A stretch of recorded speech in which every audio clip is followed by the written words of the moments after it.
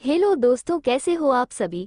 चलिए शुरू करते हैं, लेकिन उससे पहले मेरे यूट्यूब चैनल को सब्सक्राइब जरूर करें। वेदांश वैष्णवी के होठों पर जोर से बाइट कर लेता है, जिसे वैष्णवी के मुंह से आह निकल गई और वह वेदांश के होठों से अपने होठ दूर करना चाहती थी, लेकिन वेदांश ने उसे ऐसा करने नहीं दिया और वह उसे पागलों की तरह चूमे जा रहा था।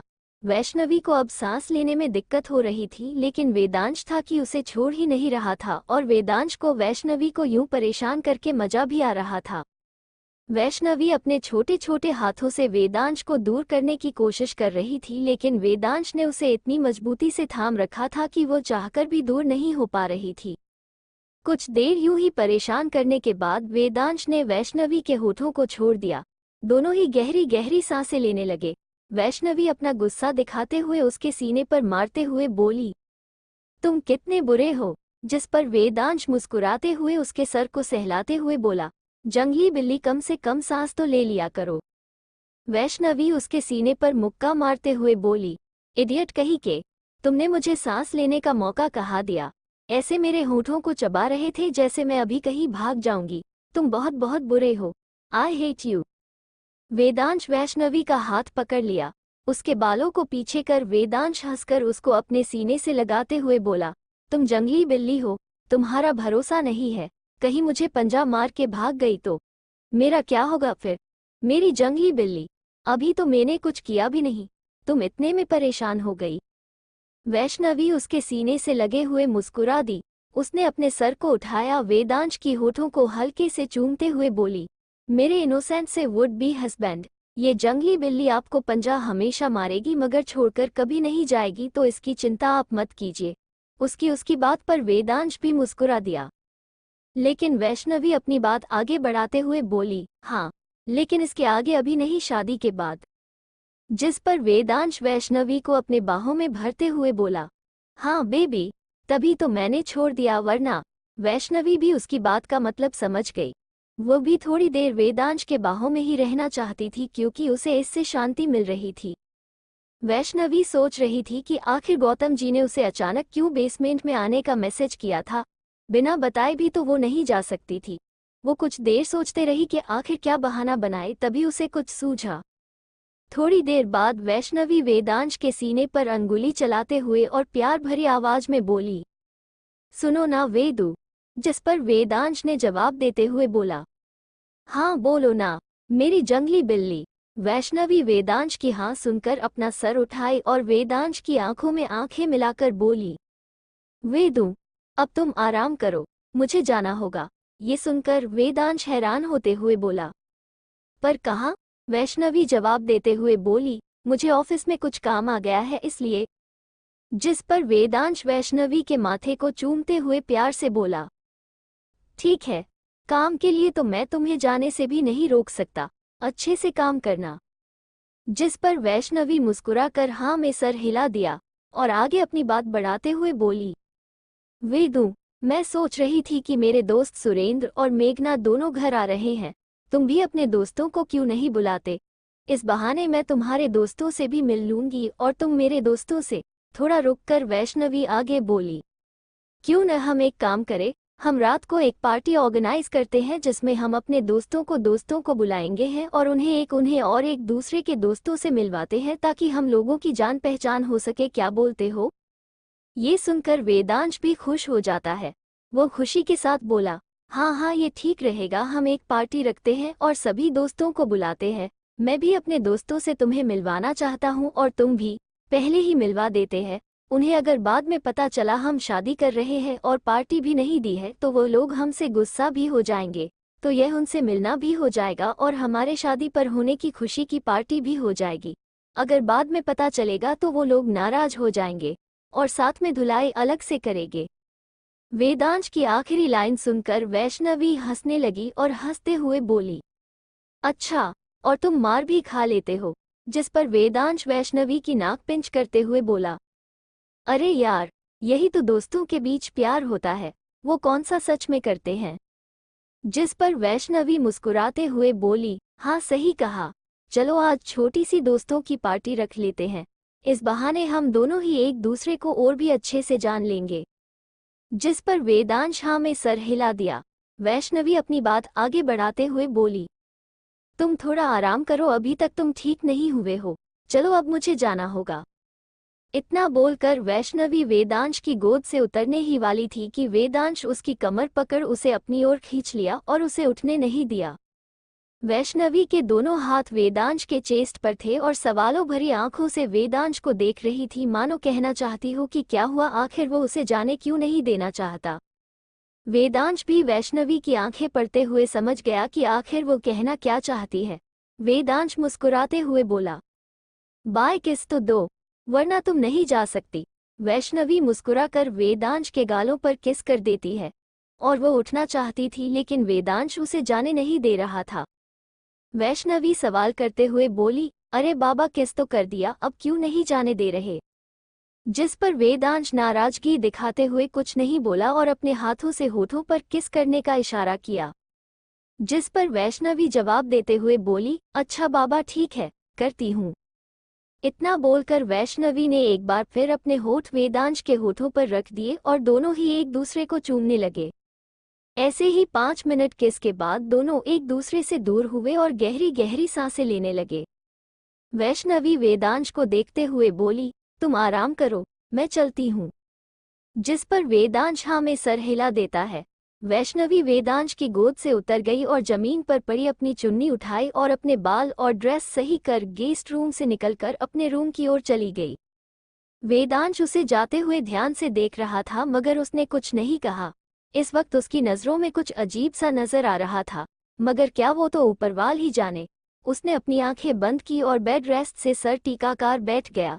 कुछ देर पहले वाला इनोसेंट सा वेदांश जैसे अचानक मुरझा गया हो। उसने जल्दी से अपने कपड़े बदलकर ब्लैक ड्रेस पहन ली और चेहरे पर मास्क लगा लिया ताकि वो अपने गैंग से मिलने बेसमेंट जा सके। लेकिन उसे पहले मेरे YouTube चैनल को सब्सक्राइब जरूर करें। ब्लैक पैंथर का दिल्ली में भी बेस बना हुआ था, जो कि दिल्ली से 2 किलोमीटर दूर एक शांत इलाके में था। एक शांत सी जगह में लाइब्रेरी बनी हुई थी जो दिखने में बहुत ही सुंदर थी। ये शहर से दूर इसलिए बनाई गई थी क्योंकि स्टूडेंट वहाँ के शांत माहौल में अपनी पढ़ाई कर पाए। ये लाइब्रेरी दरअसल खन्ना ग्रुप ऑफ कंपनी के ही अंदर थी और जैसे ही वैष्णवी ने बिजनेस की बागडोर अपने हाथों में ली, उसने इस लाइब्रेरी में कुछ ही महीने पहले बदलाव करवाए और इसे अपने गैंग का सीक्रेट बेस बना दिया, जिससे वो दिल्ली में भी एक्टिव रह पाए और अपनी गैंग को आसानी से ऑपरेट कर सके। कहने को तो ब्लैक पैंथर गैंग दुनिया के कई देशों में काम किया करते थे, लेकिन उनका मेन बेस यहाँ वैष्णवी ने दिल्ली में बनवाया हुआ था, क्योंकि वैष्णवी रहती भी यही थी तो उसे गैंग को संभालने में आसानी होती। बहुत से लोग जानते थे कि ब्लैक पैंथर ग्रुप बहुत खतरनाक है। ब्लैक पैंथर की चर्चा पूरे अंडरवर्ल्ड में थी। वैसे तो वैष्णवी को ये गैंग विरासत में मिली थी, लेकिन फिर भी पहले के मुकाबले उसने गैंग में बहुत से बदलाव किए थे। ऐसे बेस को बनवाया था जैसे वह इस सदी में न जीकर 100 साल आगे की सदी में जी रही हो। लाइब्रेरी लगभग 100 एकड़ की जमीन पर बना हुआ था। इसमें अंदर जाने के 2 रास्ते थे जो कि आमतौर पर सभी आम लोगों के लिए थे, लेकिन इस लाइब्रेरी के 2 सीक्रेट रास्ते और भी थे। पहला रास्ता गैंग के सभी लोग जानते थे, लेकिन दूसरा रास्ता सिर्फ और सिर्फ वैष्णवी, गौतम जी और राजेंद्र को ही पता था। दूसरा रास्ता किसी इमरजेंसी के लिए बना हुआ था। लाइब्रेरी के बाहर दाएं ओर एक छोटा सा गार्डन बनाया गया था, जहां पर अलग अलग तरह के छोटे और बड़े पेड़ लगाए गए थे। एक तरफ छोटा सा फूलों का बगीचा भी था। यहाँ पर भी स्टूडेंट के बैठने की व्यवस्था थी। बाएं ओर पार्किंग की फैसिलिटी भी थी। लाइब्रेरी के सामने ही एक होटल था जहां पर स्टूडेंट अपनी एड दिखाकर फ्री में खाना खा सकते हैं और अगर चाहे तो रूम लेकर आराम भी कर सकते हैं। इस रेस्टोरेंट को वैष्णवी ने ही स्पेशली बनाया था ताकि बच्चों को कोई भी परेशानी ना हो। एक तरफ से उसने सभी चीजों का ख्याल रखा था। हालांकि खन्ना लाइब्रेरी में एक से पाना बिल्कुल आसान काम न था। स्टूडेंट्स को पहले कॉलेज के वैलिड डॉक्यूमेंट्स की कॉपी जमा करनी होती और फिर पूरी तहकीकात के बाद उनकी एड बनाई जाती। उस एड पर स्पेशल QR कोड होता था जिसे लाइब्रेरी के दरवाजे पर लगाने पर ही वो अंदर आ सकते थे। लाइब्रेरी में काम कर रहे लोग और कोई नहीं वैष्णवी के गैंग के ही आदमी थे। उस इलाके में वैष्णवी के गैंग के कम से कम 500 लोग थे, जो कुछ स्टाफ थे तो कुछ स्टूडेंट थे जो कुछ सीक्रेट बेस में थे। रेस्टोरेंट में भी वैष्णवी के ही गैंग के आदमी मौजूद थे, लेकिन वहां सिर्फ 50 लोग ही थे जो कि वेटर, शेफ, चौकीदार तो कोई रूम सफाई करने वाले का काम कर रहे थे, जैसा कि इन्हें पहले ही ट्रेनिंग में ये सिखा दिया जाता था कि हमेशा चौकन्ने रहना, इसलिए वो सभी काम करते हुए भी हर तरफ नज़र बनाए रखते हैं। वैष्णवी हवा से बातें करते हुए अपनी स्पोर्ट्स बाइक चला रही थी और जल्द ही वो बेस पर पहुंच गई। गौतम जी और दो आदमी वही बाहर ही वैष्णवी का इंतजार कर रहे थे। वैष्णवी ने अपनी बाइक खड़ी की और चाबी गौतम जी के साथ खड़े एक आदमी की तरह उछलते हुए बोली, पार्क्ड इट। हालांकि वैष्णवी की चाबी उसकी तरफ उछालते ही वो आदमी समझ गया था कि उसे क्या करना है, लेकिन फिर भी वैष्णवी की बात सुनकर वह चाबी लेकर वहां से चला गया और वैष्णवी ने भी बिना ध्यान दिए अंदर की तरफ चल दी। गौतम जी और दूसरा आदमी भी उसके पीछे चल दिए। दोपहर का वक्त था, इसलिए लाइब्रेरी में इस वक्त भी चहल पहल थी, लेकिन ये हिस्सा लाइब्रेरी के पीछे का था। यहाँ किसी को आने की इजाज़त नहीं थी, इसलिए यहाँ बिल्कुल शांति छाई हुई थी। इतनी शांति के एक परिंदा भी नजर न आ रहा था। सीक्रेट दरवाजे लाइब्रेरी के पीछे बना हुआ था। वैष्णवी ने खास विदेश से पेंटर बुलाया ताकि वो वहां की दीवार और दरवाजे की इस तरह 3D में पेंटिंग करे कि सामने वाले को वहां बना दरवाजा तक ना दिखाई दे, और उन पेंटर ने ये काम बेखूबी से किया था। बिना बताए किसी को मालूम ही नहीं चलता था कि वहां कोई दरवाजा भी है। दरवाजे के अंदर जाते ही वहां बुक सेल्फ थी, जिस वजह से अगर कोई गलती से भी वहां घुस भी जाए तो उसे भी लगेगा कि ये लाइब्रेरी ही है। एक बुक सेल्फ में एक किताब थी जो वहां की मौजूद सारी किताबों में से अलग थी। उस किताब का रंग डार्क ब्लू था। देखने वालों को ये नॉर्मल ही लगता, लेकिन वहां मौजूद सारी किताबों में एक वही किताब का रंग डार्क ब्लू था। वैष्णवी ने धीरे से उसे किताब को बाहर निकाला। उसके उस किताब के निकलते हैं वो बुक शेल्फ 2 हिस्सों में बट गई। अंदर की तरफ एक और दरवाजा था जो कि पूरी तरह कांच का बना हुआ था, लेकिन फिर भी उसके अंदर क्या है कुछ भी दिखाई नहीं दे रहा था। बुक शेल्फ के साइड हटते ही उस दरवाजे के पास जब वैष्णवी पहुंची तो उसने उस कांच पर अपने दोनों हाथ रख दिए। कांच अब किसी स्कैनर की तरह बन गए और उसके दोनों हाथों को स्कैन करने लगे। स्कैन हो जाने के बाद दरवाजा खुला और वैष्णवी गौतम जी अंदर गए, लेकिन सिक्योरिटी यहीं पर खत्म नहीं थी। अंदर जाने पर उन्हें एक छोटा सा गलियारा दिखा जिसका रास्ता किसी पत्थर से बंद था। वहां पहुंच वैष्णवी ने पत्थर के साइड में बने एक होल पर हाथ रखा तो वह पत्थर बीच में से डिवाइड हो गया और उसमें से एक स्कैनर बाहर आया। स्कैनर ने वैष्णवी की दोनों आंखों को स्कैन किया और पूरी तरह से खुल गया। अब जाकर वे लोग अपने मेन बेस में दाखिल हुए। अंदर जाते ही एक बड़ा सा हॉल था जहां पर गैंग के सभी लोग मौजूद थे। साइड में ही ऊपर जाने की सीढ़ियां थी जहां एक आलीशान सा तख्त था जो कि वंश भाई के लिए था, जहां पर वो बैठकर सभी गैंग वालों को ऊपर से देख सकते और बात भी कर सकते थे। वैष्णवी के पीछे पीछे गौतम जी और बाकी के आदमी भी अंदर आ गए। उस कमरे में मौजूद सारे गैंग के आदमी वंश भाई को देखकर एक साइड हो गए और सभी वंश भाई को देख अपना सर झुकाकर उनका अभिवादन करने लगे। वंश भाई जैसे जैसे आगे बढ़ रहे थे वहां मौजूद साथी साइड होते हुए उन्हें जाने की जगह दे रहे थे। सामने ही ऊपर की ओर 4 कमरे थे जिसका एक्सेस वहां के लीडर गोल्डी, वैष्णवी, वंश भाई, गौतम जी और गोल्डी के विश्वासी 4 लोग के पास थे जो कि उस रूम में बैठा करते थे। पहला कमरा उनकी मॉनिटरिंग का कमरा था। दूसरा कमरा जहां पर दिल्ली शहर के सारे सीसीटीवी मौजूद थे। तीसरे कमरे में दुनिया की सारे छोटे से बड़े गैंग की इंफॉर्मेशन थी। चौथे कमरे में सारे मिशन की प्लानिंग और सबूत मौजूद होते थे। हालांकि गैंग के आदमी उन कमरों में जाते थे जब वंश भाई की हाँ होती और उनकी ना मौजूदगी में गोल्डी की सहमति के बिना वो सब उसमें नहीं जा सकते थे। वहां का सारा सिस्टम बहुत ही व्यवस्थित तरीके से चलता था। हालांकि उनके गैंग के और भी लोग थे, लेकिन वो दिल्ली में इधर उधर बिखरे हुए थे और उनको जितना भी ऑर्डर मिलता यही से मिलता था, क्योंकि ये दिल्ली में उनका मेन बेस था। गौतम जी और उन दोनों ने ही सर झुकाकर वंश भाई, वैष्णवी का अभिवादन किया। वंश भाई यानी वैष्णवी ने हाथ से इशारा किया और आगे की ओर बढ़ गई और गौतम जी और वो दोनों भी वैष्णवी के पीछे पीछे बढ़ गए। वंश भाई सामने बनी सीढ़ियों से चलते हुए ऊपर की ओर गए और वहां बनी शाही कुर्सी पर किसी राजा की तरह बैठ गए। गौतम जी भी वैष्णवी के साथ ही ऊपर आ गए और उसके कुर्सी के साइड में खड़े हो गए। फिर वैष्णवी लड़के की आवाज में अपने गैंग के साथियों का अभिवादन करते हुए बोली, तो साथियों कैसे हो आप सभी? सभी लोग एक साथ बोले, वंश भाई हम बिल्कुल ठीक है। फिर वैष्णवी गौतम जी की ओर देखते हुए बोली, तो गौतम जी कुछ खबर मिली स्कॉर्पियो गैंग की? या वो वेदांश को क्यों किडनैप करना चाहते थे? गौतम जी डरते हुए जवाब देते हुए बोले, जी वंश भाई, खबर मिली है पर बुरी। वैष्णवी भौहें चढ़ाते हुए और गुस्से के एक्सप्रेशन के साथ अपनी ठंडी आवाज में पूछती है, कैसी बुरी खबर? जिस पर गौतम जी डरते हुए जवाब देते हुए बोले, दरअसल बात यह है कि स्कॉर्पियो गैंग ने अभी K-47 के 100 बॉक्सेस मंगवाए हैं और 50 बॉम्ब्स के। वो कुछ बड़ा करने की सोच रहे हैं, शायद क्योंकि काफी ज्यादा मात्रा में वो सभी गोला बारूद और हथियार जमा किए जा रहे हैं। ये सब सुनकर वैष्णवी का गुस्सा 7वें आसमान पर पहुंच गया था। चेहरे पर मास्क होने की वजह से किसी को उसका गुस्सा दिखाई नहीं दे रहा था, लेकिन पास खड़े गौतम जी महसूस कर पा रहे थे कि वैष्णवी कितनी ज्यादा गुस्सा हो चुकी है। तभी गैंग के किसी आदमी ने गौतम जी की बात में सहमति जताते हुए बोला, हाँ वंश भाई, और ये भी सुनने में आया है कि यह गैंग राजस्थान में बैठा कोई चला रहा है, लेकिन कौन ये तो समझ नहीं आया अभी तक। वैष्णवी के गुस्से की सीमा अब पार हो चुकी थी।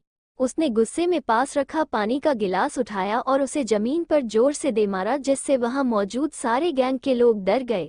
सबको पता था कि वंश भाई को अगर गुस्सा आया है तो आज तो किसी की शामत आना तय है। वंश भाई, वैष्णवी गुस्से से सबकी ओर देखते हुए बोली, तुम लोग दिन पर दिन नकारा और निकम्मे होते जा रहे हो। जब वो बंदूक और बाकी चीजें खरीद रहे थे और उस सभी चीजों का ट्रांसपोर्ट हो रहा था, तब तुम लोग कहाँ थे और क्या कर रहे थे? वैष्णवी के सवाल पर किसी से जवाब देते ना बना।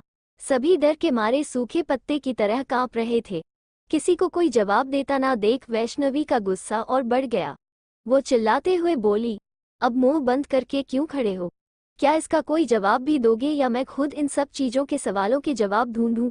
अगर ऐसा है तो तुम सबके रहने का कोई मतलब नहीं है, तुम सब जा सकते हो, मैं किसी और को अपने गैंग में शामिल कर लूंगी।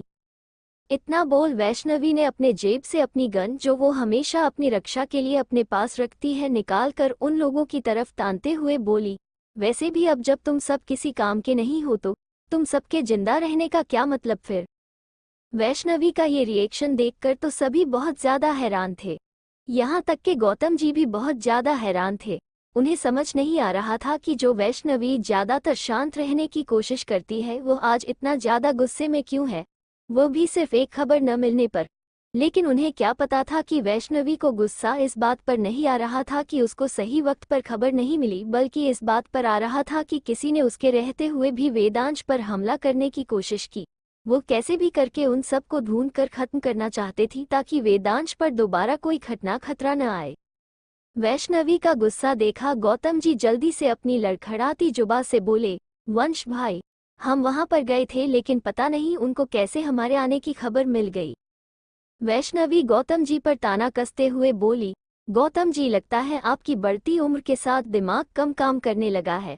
क्या आपको इतनी सी बात समझ नहीं आ रही कि हमारे गैंग में से कोई गद्दार है जो कि हमारी ग्रुप की जानकारी बाहर भेज रहा है? तभी तो हम जब भी स्कॉर्पियो गैंग की कोई चाल नाकामयाब करने की कोशिश करने जाते हैं, ना जाने उन्हें कहाँ से पता चल जाता है। गौतम जी और बाकी के मौजूद साथियों ने जब ये बात सुनी तो वो सुनकर हैरान रह गए। सभी साथी आपस में ही बात करने लगे और सोचने लगे, आखिर उनमें से कौन है जो गद्दार है। सभी को वहां आपस में बात करते देख वैष्णवी ने अपने पॉकेट से बंदूक निकाली और उसे हवा में फायर कर दी। गोली की आवाज सुनकर सब दंग रह गए और साथ ही सब कोई चुप हो गए। गौतम जी ने बड़ी हिम्मत कर आगे आते हुए वंश भाई से सवाल किया, लेकिन वंश भाई, हमारे यहाँ जितने भी लोग काम करते हैं वो बहुत ईमानदार हैं, वो भला ये काम क्यों करेंगे? सभी साथियों के दिमाग में भी यही सवाल चल रहा था कि आखिर वो सभी इतने वफादार हैं तो वो ये काम क्यों करेंगे, पर वो सभी वंश भाई से सवाल करने से डरते थे। लेकिन गौतम जी को सवाल करते देख अब सबकी नजरें वंश भाई के जवाब पर अटकी हुई थी। वंश भाई गुस्से से गौतम जी की ओर देखते हुए बोले, गौतम जी, जब पैसा बोलता है ना तो अच्छे से अच्छा ईमानदार आदमी भी धोखा देने से पीछे नहीं हटता। सब वंश भाई का जवाब सुनकर तो जैसे सबके मुंह पर ताला ही लग गया था। हर कोई वंश भाई को बात पर सहमत भी थे, क्योंकि सभी जानते थे जब पैसा बोलता है तो अच्छों का स्वाभिमान डगमगाने लगता है। गौतम जी भी वंश भाई की इस बात पर सहमत थे, लेकिन वो अभी भी हैरान परेशान थे, क्योंकि उन्हें समझ नहीं आ रहा था कि आखिर उनके नाक के नीचे से आखिर ये किया किसने, कौन है उनके बीच का गद्दार। सभी यही सब सोच परेशान हो रहे थे। क्या गौतम जी और बाकी के लोग पता लगा पाएंगे आखिर उनमें से गद्दार कौन है? क्या वैष्णवी पहुंच पाएगी उस गद्दार तक? जानने के लिए बने रहे हमारे साथ इस कहानी में। और कहानी पसंद आए तो जरूर लाइक करें और कमेंट भी। धन्यवाद।